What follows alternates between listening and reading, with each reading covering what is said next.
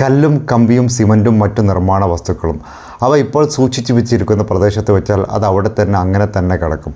പക്ഷേ പല സന്ദർഭങ്ങളിൽ വിദഗ്ധരായ പല ആളുകളെ ചേർത്ത് നമ്മളതൊരു കെട്ടിടമാക്കി രൂപപ്പെടുത്തിയാൽ അത് ഒരുപാട് ആളുകൾക്ക് ഉപകാരപ്രദമാകുന്ന വലിയൊരു പ്രസ്ഥാനത്തിൻ്റെ ഭാഗമായി തീരും. ഇതുപോലെ തന്നെയാണ് നമ്മൾ ചെയ്യുന്ന ഹരിത പ്രവർത്തനങ്ങളും. നാം നമ്മുടെ ക്ലാസ് റൂമുകളിൽ, വീട്ടുകളിൽ, വിദ്യാലയങ്ങളിൽ ചെയ്യുന്ന പ്രവർത്തനങ്ങൾ അത് അവിടെ മാത്രം കൊണ്ട് അവസാനിക്കുകയാണെങ്കിൽ അത് കുറഞ്ഞ റിസൾട്ട് മാത്രം അതുകൊണ്ട് ഉണ്ടാവുകയുള്ളൂ.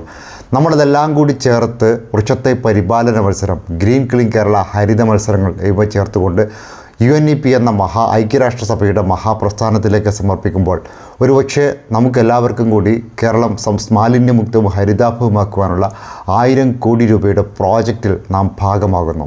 നമുക്കൊക്കെ ഹരിത പ്രവർത്തനങ്ങൾക്ക് ഫണ്ട് ലഭ്യമാകുന്ന ഒരു പ്രസ്ഥാനത്തിൻ്റെ ഭാഗമാകുന്നു. താല്പര്യമുള്ളവർ സബ്സ്ക്രൈബ് ചെയ്യുക, ലൈക്ക് ചെയ്യുക, ഷെയർ ചെയ്യുക.